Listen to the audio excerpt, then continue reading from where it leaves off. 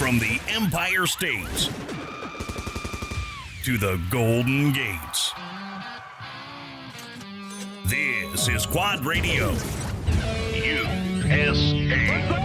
Cool. Oh, yeah. Now, with all the dirt from the world of ATV motocross and GNCC racing, here's Mr. 10 Seconds, Rodney Tomlin.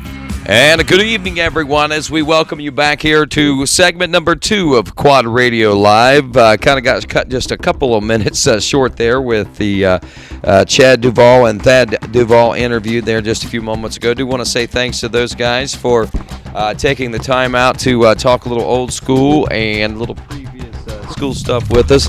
I think I was impressed as much as anything with Thad Duvall's memory and recollection of his father's pro ATV GNCC racing career. I thought that was pretty neat, but nonetheless, we shift gears now, and we are in ATV motocross mode here on Quad Radio tonight. I want to say thanks to our friends at Impact Solutions, your factory-authorized Elka suspension service dealer here in the U.S., located over in Parkersburg, West Virginia. Impact Solutions, ATV.com on the World Wide Web. You can also find out all the information you need to find out at their Facebook page at Facebook, and of course search on Impact Solutions. It should take you right there.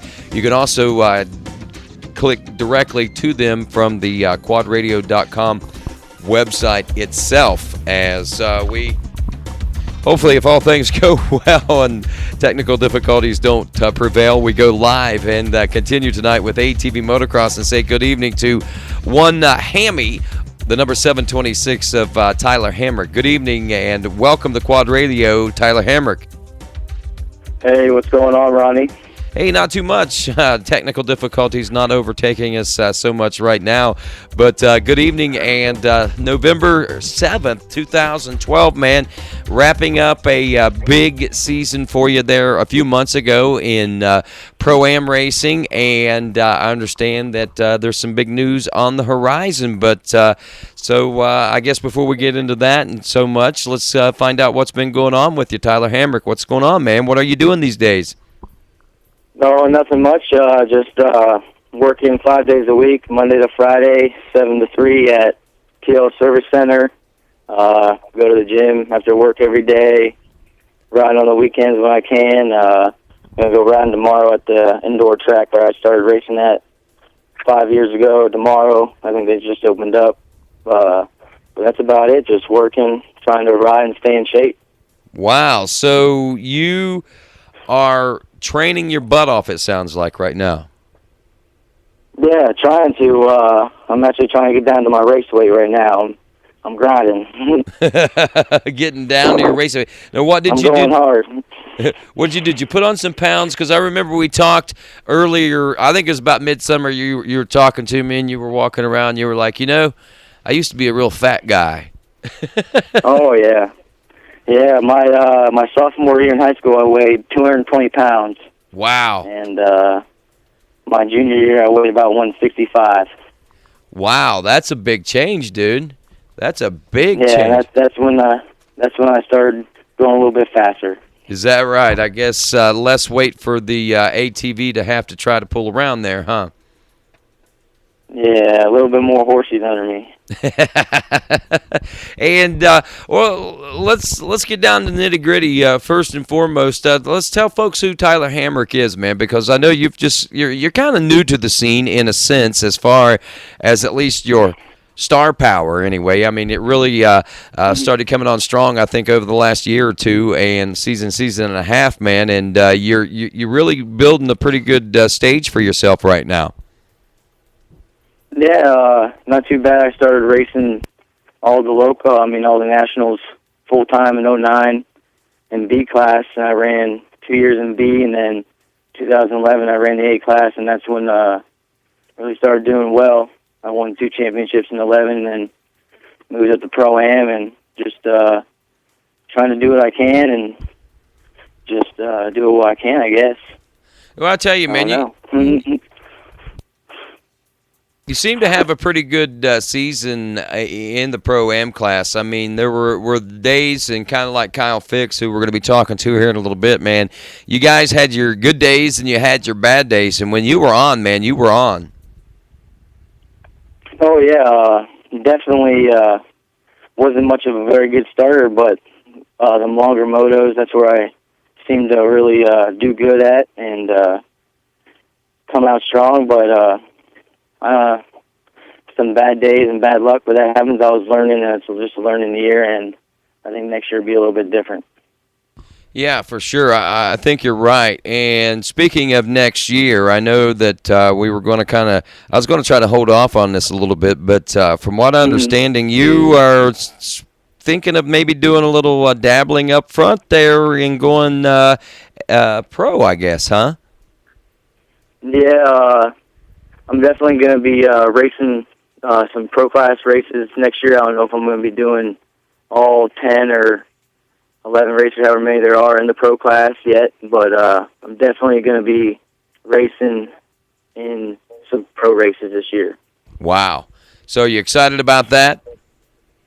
Yeah, I'm excited, but I'm a little bit nervous at the same time. Well, what are you nervous about, man? Oh, I don't know. I don't want to come off dead last. I don't want to come off the gate dead last.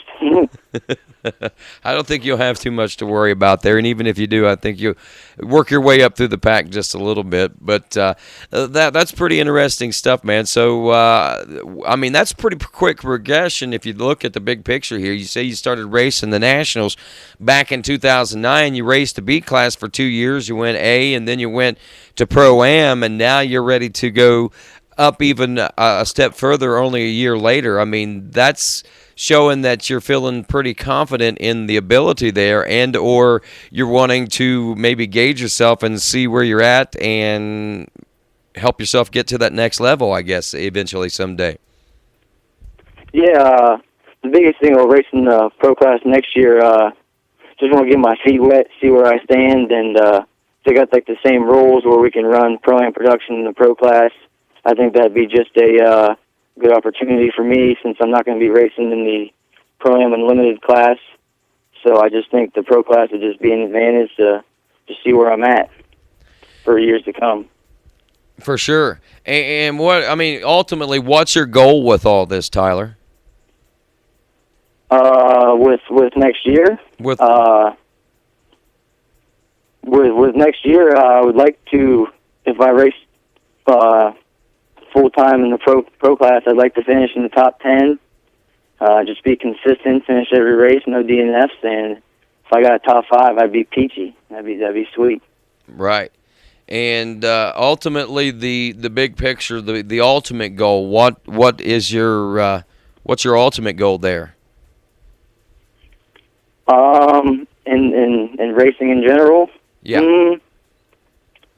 Just go as far with it as I can. Just know that I went 100% for what I can do. I'd love to be able to get on the podium once in that pro class. I mean, I think that'd be pretty sweet. But just go as far as I can with it while I can do it. Now let's rewind a little bit. Now let's go back to the first time you ever rode an ATV. Talk a little bit about that.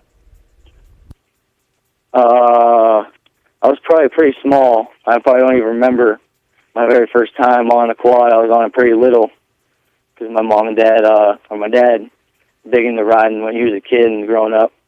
But I don't remember the first time riding it till I grew up a little bit. But I've been riding pretty much all my life, just not racing. Now, where did you grow up? You're in Ohio, right? Obviously, you're part of the Ohio crew and everything, right? Yeah, Ohio crew. But Portland, Ohio, just not really in the town, kind of BFE middle of nowhere. But I don't do a whole lot of riding at home. We kind of always just trail road in PA, West Virginia. That's where I grew up, learning how to ride and stuff like that. And then what got you into the motocross scene? How were you the first time you ever raced a motocross race? My buddy found NEMX indoors website, and he found the practice times. We had 400EXs at the time. We were just trail riding, so we got together, put our bikes on the flatbed trailer, hauled up there for practice on a Saturday morning, and then after that, it was just every weekend, nonstop. Really, and what year would that have been? '07. So you were doing that for a couple years before you ever hit the national. So were you making a pretty big mark on the local scene up there in Ohio? Yeah, in '07 I ran the Woodsman class, just like the beginner C class, and then in '08 I won that beginner Woodsman class in '08, and then in '09 is when I moved up and started racing nationals. I did 3 nationals in 2008 in C class. Wow. How did you do in those? I think I finished, my best finishes were 5th every time in 450C, I think. Wow. I finished 5th. Well, that's pretty impressive. So 2009, you guys went full bore then, huh? Yeah, we ended up doing, I think, 9 out of the 11 or 8 out of the 11. I think we skipped a couple of them, and then I guess you could say in 2010 we only skipped 1, and then 11 was the only year we did all of them, and then this year. Right. Now, so if somebody was to ask you, well, like I'm asking you right now, looking back on it all, man, I mean, what's been some of your greatest achievements so far? Definitely my first national win in 2010 in Illinois. That's probably my favorite moment, just getting on the podium. That getting on the podium and the first time in the Pro-Am production class this past year at Illinois too. So I thought that was pretty cool. My first podium appearance being at the same track. And just meeting pretty much all my best friends through racing. And it's been a whole life change, basically. You know, it seems like you've got a pretty good network of friends, racer friends. You know, I follow you a lot on Twitter and some on Facebook and things like that. But, I mean, you seem to network pretty good amongst your group of friends there, man. I try to. But, yeah, I got friends all over the place. I mean, Don Milken out in Tennessee. I went out and visited him before Loretta's. Probably can go out and visit him again after the banquet here. Casey down in Kentucky. I mean, we all keep in touch. Just friends everywhere. It's pretty cool. It is, and that's a pretty good group of guys. And I think Kyle Fix, who is joining us right now in this, Kyle, I think you can probably attest to exactly what we're talking about here, man. I mean, you as a Pro-Am group, I think has to be probably one of the more tighter-knit Pro-Am group of riders and probably classes of groups I've ever seen in my life, to be honest with you. Yeah, for sure. I feel that we're all pretty tight and we stay close. And I mean, we have some good racing and we don't mind bumping and grinding on the track. But when we come off the track, you know, we're all still friends, and we all do stay in touch all season long and see where everybody's going for training and whatnot. See what everybody's been up to. So, what exactly are you thinking about Tyler's thoughts for 2013? I mean, I wish him the best. You know, I mean, I always hear rumors about, you know, changing the classes and changing this and changing that. So that's why I'm kind of waiting around to see what's going on. I mean, I would love to run a couple pro classes, but I'd also love to get, you know, maybe one Pro-Am championship. I didn't run Pro-Am Unlimited last year at every round. So I was kind of thinking about running it this year, but I didn't know if I wanted to build another bike, because it's hard to run, you know, 2 classes, 1 bike. So I'm not sure what I'm going to do yet, but I mean, I wish him the best, and I hope he does good. I mean, he's a talented rider and got a lot of skills, so he'll probably do all right for sure. For sure. And you yourself, Tyler, I know that you what kind of work are you doing Monday through Friday right now? No, it's nothing. It ain't no manual labor. I ain't slaving, but just all parts runner. I clean up the shop. Just do whatever my bosses want me to do. Just keep stuff needy. Inventory, labeling stuff. Just whatever they need me doing. I'm doing it, except working on the trucks. I don't do that. Well, at least you're honest about it, man. I mean, most of these guys, yeah, I'm out in the yard till 4 a.m., or I get up at 4 a.m. every morning, and I'm there 15 hours a day, and I only get 9 hours of training, and then I sleep minus 6 hours, so, you know, but at least you're honest about it, man. I mean, so you've got a pretty cake job is what you're trying to tell me then, right? Yeah, I got a cake job. Now, what about sponsorship for next year? How's things looking for you in that department? I know that's a lot of people's questions going through this part of the season. Have you nailed down anything? Have you got anything on the line right now? You got the same program you had last year, or what?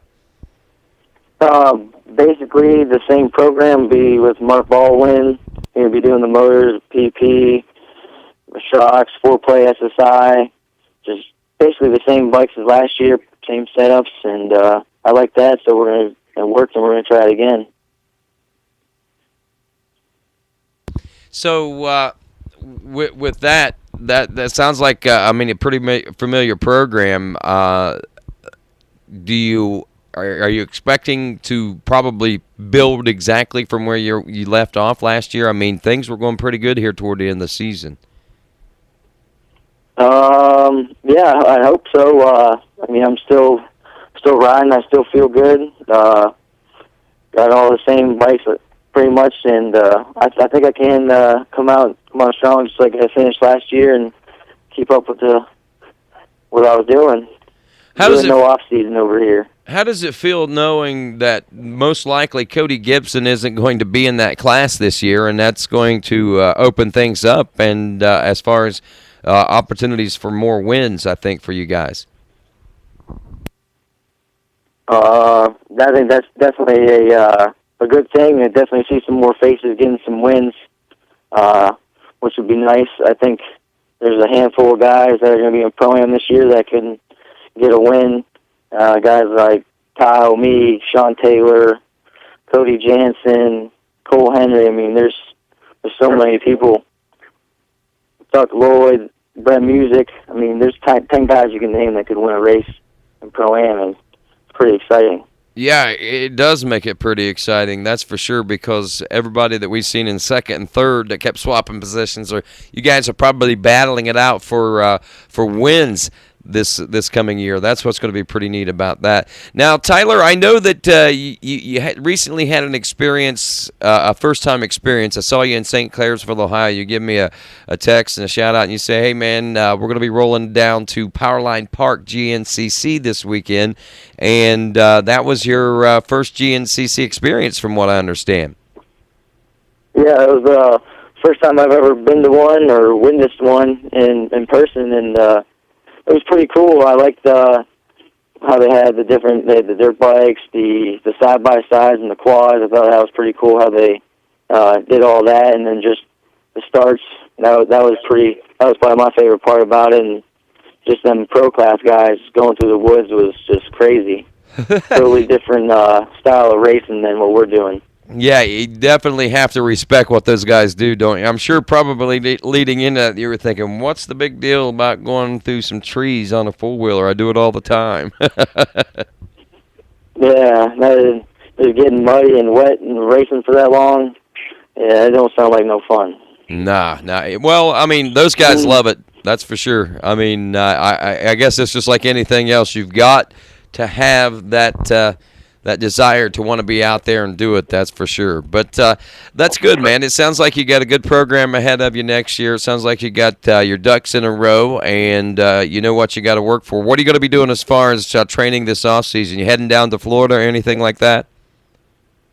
Yeah, I'm going to be heading down to Florida. I think I'm going to stay at Waldo and do most of my training with Cody Jansen. I think that's the game plan with me and him so far, and just work together and try to get faster. Yeah, no, Cody. I think I'm going to have Cody on next week. Cody and Joel, actually, his dad, I think is going to be a pretty spectacular program. So you guys can start planning on that next week. But Cody, man, I mean, that kid right there is pretty good, and I mean, he's got a great ATV motocross family behind him as well. His dad, I mean, it seems like everybody out there, they eat it, breathe it, sleep it, everything that everybody else that we do, I think, as well. Oh yeah, definitely. I think that's why it's going to be good for me and Cody to be training together. We kind of want the same goal. We got kind of the same goals and outlook on the whole racing thing. So I think that's going to be a good combo for me in the winter, and I think it should work out. That's great. Now, how good of friends are you with old Kyle over here? I'm pretty good buddies with them. We got the same room together in the banquet in 2 weekends, so yeah. it's gonna be a good time. Oh yeah. I can only imagine. I definitely want to know what room that is. I want to come hang out with you guys at least until the cops are called or something. Anyway. Oh yeah, everyone's invited. Hey, no repeats of what we had down in Pigeon Forge there last year in little, you know whose room. Oh man. That was a good time. There's no doubt. And just to let everybody know, we do have the banquet coming up on Saturday. That'll be after Thanksgiving. Heck, I don't know what is the date on that, like the 26th or something crazy like that? 24th. The 24th. Yeah. So you guys have already got your reservations and everything in, huh? Oh yeah, we'll be getting there Friday night. Oh, Friday wow. sometime. Wow. So it's going to be a two-nighter for you guys, huh? My birthday's Friday, so gotta have some fun on my birthday. Oh, really? Man. Oh, so how old are you going to be, Kyle? 23. Really? Wow. So I'm it getting is. old. It's gonna get ugly. Is what it's gonna get. You've had 2 years I'm past experience. The climb, man. I'm past the climb. I'm worn out. I don't think your writing's any indication of that. I think I'm beginning to figure out that, you know how motocross for the two-wheel guy back 10, 20, 15 years ago it used to be for the young guy, you know, but I'm starting to see even more and more now that maturity is paying huge dividends for these guys. And, I mean, looking at the Chad Reeds, the Bubba Stewarts, the Ricky Carmichaels. Now, Ricky, he was good all the way around, but even into his elder years, you know, the Wyndhams and those guys, you know, and Chad Weenan, you know, I mean, look how he's in his mid-20s. You know, you got Paul Whibley, who just won the XC1 Pro Class in the GNCC bikes. He's in his 30s. Chris Borich is pushing close to 30. He's in his mid to late 20s. You know, so I think that you're probably getting ready to hit your prime. John Natale, mid 30s. You know, those guys right there. I think you're probably right on mark and right on target if you want to know the truth, Kyle. So this could be a huge season for you. I'm hoping so, man. I'm the past ever since I really started running nationals full time, I've had really nothing but bad luck. I mean, racing's racing, no excuses, but I can't ever seem to really catch a break. Yeah, you do, man. I see you break a tire and a wheel fly off every once in a while. A big axle come snapping into on you or something like that. You get all kinds of breaks, dude. Oh yeah, literally. Well, go back and recap this last season. I mean, it was pretty intense, and I don't think anybody can put it into any words better than what you can. I mean, you can recap not only yours but the entire Pro-Am class this past season because, I mean, it was a pretty remarkable season to say the least. I mean, it was pretty crazy. I mean, I was looking forward to the season, you know, and the word came that Gibson was coming back, and I wasn't too scared or nervous. I always knew he was a real fast rider, but, you know, it just gave us something to work for. And we rode a couple times together down in Florida. But, I mean, all in all, the season, some people had the luck, some people didn't. It just seems like I just had the worst luck this year. I mean, the past couple years, I've broken bones or had bad injuries. And then this year, was excited. You know, I was all healthy, ready to go, and just couldn't seem to finish a moto. I'd be second or third place. Or like at High Point, pulled the whole shot, and bearing carrier went out, and I just can't seem to ever catch a break, really.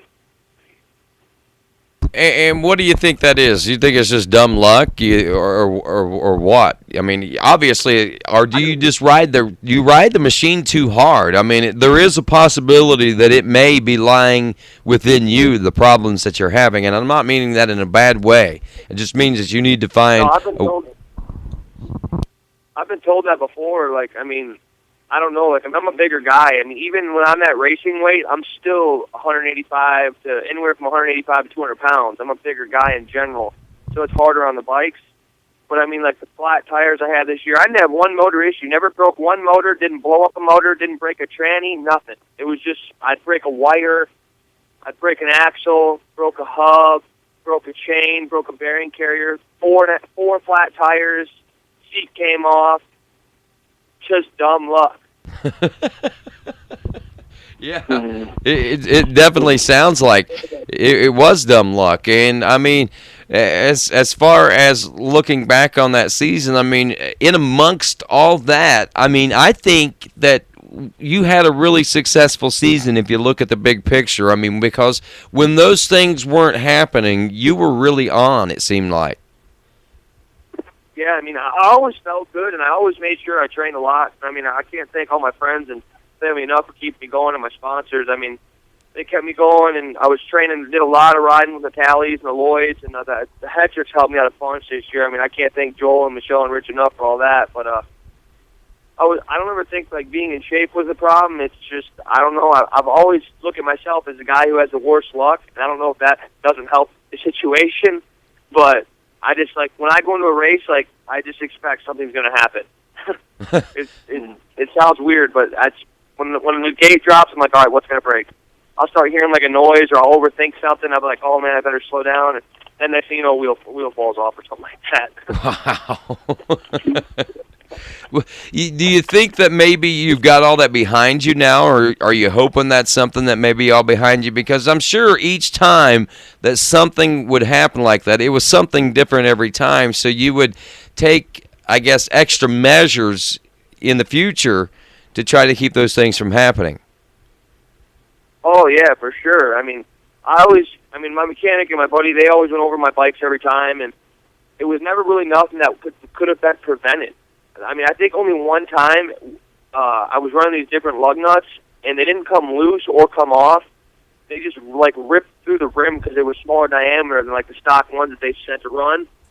And I think that might have been the only thing that could have been prevented. But everything else was just dumb luck. And then if there's any more bad luck in front of me, I mean, I literally must have the worst luck in this planet, because that's a lot of bad luck to have. Wow, it is. It is. But I think you did a good job of keeping your head up through it all. I mean, you represented sponsors well, and with that being said, what kind of deals are you working on right now for next year? I know you've already said that you're going to stay focused on the Pro-Am class, particularly the production class, and quite possibly even more so the Unlimited class this year.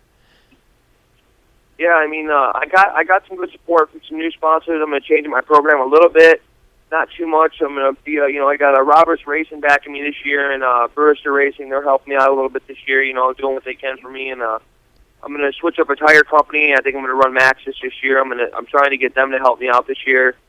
But I'm just trying to just stay focused, stay positive, and get down to Florida and train. I mean, I just hope everything's behind me and want to have a real good season and represent everybody well. I mean, last year I tried to come out, no matter what happened the moto before, the weekend before, I just tried to keep coming out swinging and keep my head high. I didn't want to be the guy that just gave up. I always want to dig, and I'm a pretty sore loser, so I never want to be that guy behind. Right, and that's quite understandable, I guess, in a lot of respects. I mean, being a sore loser now, do you come from a more sports-oriented background? Did you do a lot of sports other than racing growing up? Yeah. Like, I mean, from like second grade all the way till like my freshman year in high school, I did basketball, soccer, and track, and was like star player of the team my whole life. And then once I got into high school, I started getting into riding and racing, and after that, that's all pretty much my life became, was riding and racing and trying to do something with that. Wow. Now, that's pretty interesting. Do you ever look back on that and think, maybe I should have focused a little bit more on my extracurricular activities at school, maybe basketball and soccer and things like that? I was pretty good at basketball. I'm not that great now, but I was pretty good at basketball. I mean, I probably could have got a decent scholarship to college and went to college for it, but I'm not that tall of a guy, so I don't really know how far it would have took me. Right. So might have been a wise choice for you in that respect, then, huh? Yeah, for sure. I'm not a very I don't like school, but I definitely graduated with good grades and stuff. And I really didn't know what I wanted to do when I graduated high school. I mean, my parents have always owned their own businesses their entire lives. I mean, my dad went to college for one semester to learn how to read blueprints, and he opened up his own company at 19. And I never nowadays you go to spend all that money on school and go to school, and then you don't have a job coming back out of it. So it kind of seemed almost pointless to spend all that money to go to school and then not have a job coming out. Right. So what kind of work do you do in the off time? Man, I work my butt off. I'm not gonna lie. I work. My dad owns a pretty good sized construction company with like the big home builders and stuff like that in Michigan and some other states. And I'm like a laborer for that company. I mean, he made me work from the bottom and work my way up through the company. So I just labor for his company and work a lot of hours a week and don't really get much time to do much. Work most Saturdays, and for a while there, I was living in Iowa. I wasn't too far from Sean Taylor actually, and was working out there doing a bunch of apartment complexes and stuff, so I haven't really had much time to do anything. So basically, you don't have the life of luxury that Tyler Hamrick has. Well, I wish I did. Through October, I was in Iowa during the week, driving 8 hours home Friday, and then working a 12-hour shift to my mom's haunted house Friday night, Saturday night, drive back to Iowa Sunday, work all week, and do the same thing next week. Wow. Tyler, it kind of makes your job seem a little bit even nicer now, huh? Not so much. I had to work all summer. I didn't get to travel around. Oh, well, see, I didn't do. I didn't work at all. Yeah. So I guess there are some trade-offs. You work your butt off during the winter, Kyle, and in the summertime, Pops gives you that flexibility and that freedom to go out and be the racer that you want to be then, huh? Yeah, for sure. Without him and my mom, I mean, my mom does most of it. My dad definitely helps me out when I need some extra cash or something. Without them, none of this would be possible. I wouldn't be even close to where I am today without them. That's pretty cool that you got that good kind of family support. And Tyler, you've got that kind of great family support too. I mean, because when you came down to Ohio, it wasn't just you; it was the entire family, right? It was just me, my mom, and dad, and the dog. That's us at every race. That's I think we had some few friends and family come and visit for Redbud, but that was it. Just me, my mom, and my dad. Yeah, but it's all for Ohio. Yep, that we're talking about the GNCC there. So, I think that's pretty neat that you guys still travel all together and things like that. And even at 23 years old, man. I mean, and how old are you now, Tyler? 19. 19. So it's probably not so far from out of the realm of being, what the norm is, but a lot of 23-year-old people, they don't spend as much time with their families as what you get to spend with yours, Kyle. No, I mean, I like being at home, and my parents just got divorced about a year and a half ago, so I kind of got to make time for both of them. But I'm at work all day with my dad, and he goes home, and I come back home to the big house and stay with my mom all night. But sometimes she works late at night, so some days I don't see her for 2-3 days at a time, but got to do whatever it takes to pay the bills and get the racing next year. Yeah, racing's what you guys. I mean, that's. Even your mom and dad in the situation that they're in, their common goal is to see what get you to that next level, and I think that's pretty neat, man. I mean that whole core family atmosphere about it all, I think is what's so neat about our sport, and I think it's the driving force behind it, and it helps make and shape great young men like you guys, man. It helps keep you guys on the right path, even though I know you guys know how to get off the beaten path every once in a while. Kind of like what the banquet's probably going to be. Never know. No comment. We're not going to talk anything about that, any of those plans or anything like that right now. But just a whole array of neat things to get to know about you guys, man. So with that, what do you guys normally do? I mean, whenever you guys hang together, when do you guys normally get to hang together? Normally it's just like at the track and stuff. I mean, we do a lot of Loretta's throughout the season, but like he said, he works all summer, and I stay on the road all summer long. I don't ever really come home. I think I came home once for 2 days this season, or during the season, and I had to leave right away to get back down to training because just to stay in shape and keep going. I mean, and it costs me a lot of money to go home because my home is so far away from everybody, from everything else and all the races and everything. So I just kind of stay on the road. I hang a lot with just like Duck Lloyd. I pretty much stay on the road with them all season long, and then the tallies and stuff. And I spent a lot of time with the Hetrics this year, so I don't really ever see Hamrick. Just sometimes we train together. Well, that's pretty wild. I didn't know if you guys are going to have a chance to get to go down south and do any training together. What's your winter plans, Kyle? I'm definitely going to go to Florida this year and be training down there. I'm not sure where I'm staying. We usually stay at Hard Rock in Ocala, but I'm not 100% sure that they want quads back last year because we kind of got in an argument with that guy last year. So I'm not. No, I'm not wait a 100% minute. Wait a minute. I got to know what this is all about. You got into an argument with a guy. What did you do to get into an argument with a guy? Was it about the track, or what did you do off the track that you got this guy all riled up about? Well, the first thing was we met some new guys down in Florida, and they raced quads. Well, the one raced quads, and the other one was going to race at the series with us, but he broke his wrist down in Florida. Well, he got slightly intoxicated one night and stole Duck Lloyd's pit vehicle, his mule, and took it on the sand track and was like hurling going everywhere. And the guy the next day came up and he was flipping out on us, like freaking out. And we knew nothing about it. And so the next day on the weekends, it was fine. Like we paid full price and we could ride whenever we wanted. You know, it was an open track. Well, then he started saying, "Oh, well, you guys can't ride during these times. We can't ride during these times. I need my dirt bike guys to do this." So we started getting pissed, and we would just go on the track and go anyways. Oh. So the one time he went off on a couple on like Michelle Natali, especially by herself, and that you can obviously, I mean, just imagine Wow. him, John getting mad. So I don't think I have to say much more, but John went off, and it turned out pretty bad. We were all getting ready to pack up and leave in the middle of the training season and go somewhere else. And the guy was like, no, don't leave. Because, I mean, there's 6 or 7 of us that stayed there all winter long and pay his bills and pay a lot of money a month to be there. And Right. he was just being a jerk to us and not being fair and giving us certain ride times. It just wasn't fair. So, but he told us when we left this year to come to the First National, he's like, I don't know if I want you guys back next year. Just call and I'll let you know. Wow. Well, hopefully that'll work out. But there's other places down there, man, that are a little more ATV friendly. So you'll be able to find it. I mean, they're available, that's for sure. But yeah, I can only imagine John the Tally. You don't have to go into any details. I've got my own imagination going on here right now, but He wasn't happy.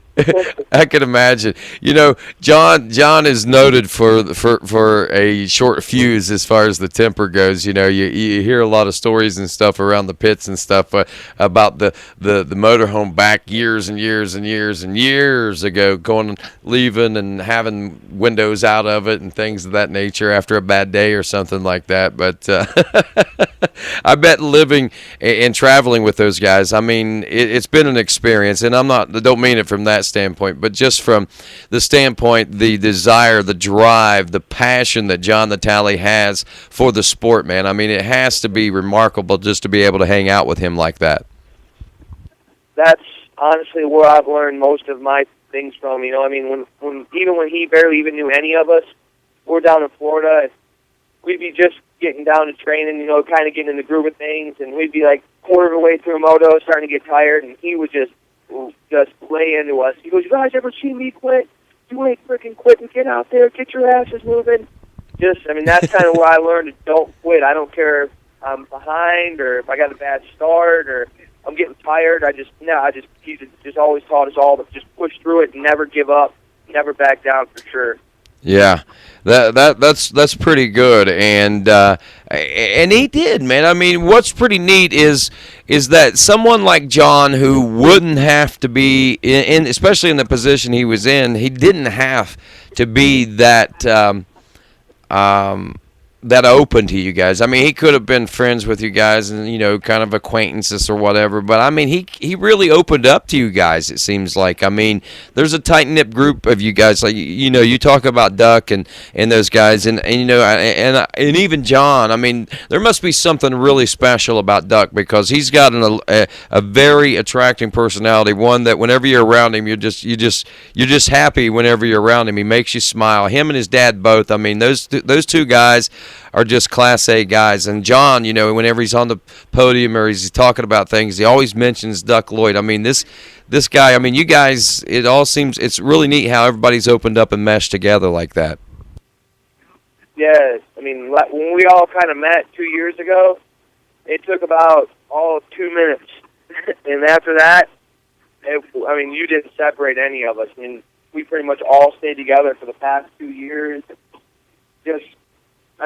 John's trained all of us from the ground up and never charges a dime, and just, it opens up his house to any of us that want to come down. And, the Lloyds do the same exact thing. I mean, if I had the option to where they could come up here and train, I would do the same thing, but, I'm kind of out of the way. They open the doors up to anybody who wants to come down and train. I mean, you just respect their stuff, and if they need help on the farm, you help them, and just keep the track maintained and the equipment and stuff, and whatever we need, that they take care of us. So, I can't thank them guys enough. So, give me an experience what it's like. What kind of farm do the Lloyds have?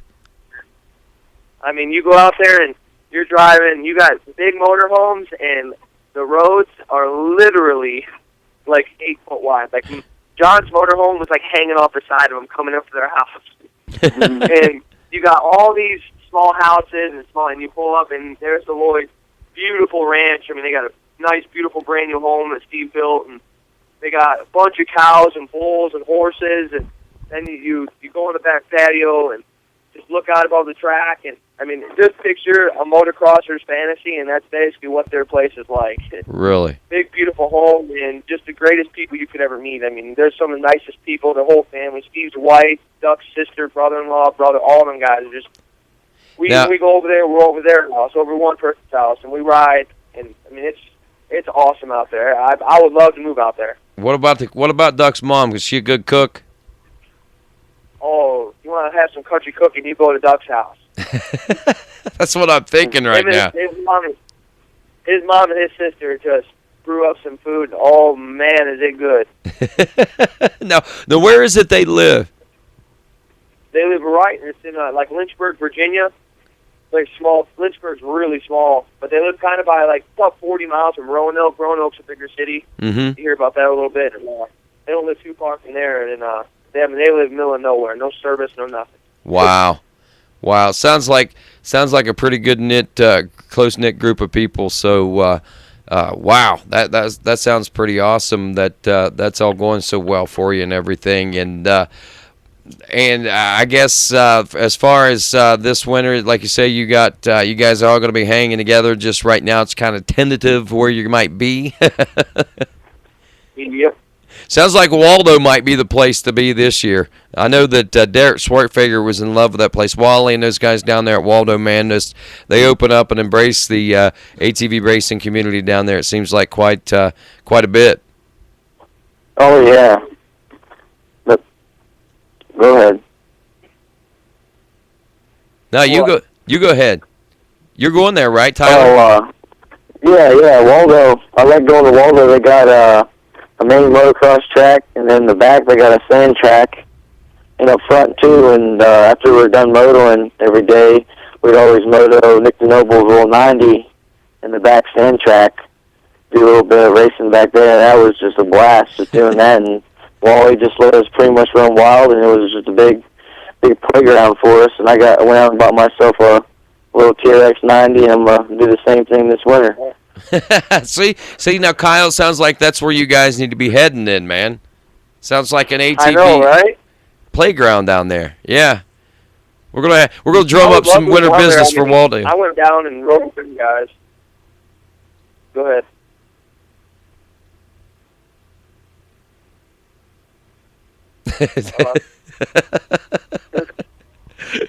You went down. Who was saying they went down and rode with those guys? I went down the road with them guys down at Waldo, and I mean the track is awesome. It gets real rough towards the end of the day, and I mean it's a great place to train. But the biggest thing is like, you know, I mean I got a budget for things. My parents aren't rich, so I got a budget for things, and the rent there is really expensive compared to some of the other places out there. So it's kind of too expensive for me to go down there and stay. So I got to find cheaper places to go. Well, maybe if you were born with a silver spoon in your mouth like Tyler Hamrick was, then it would be a little easier, huh? Oh.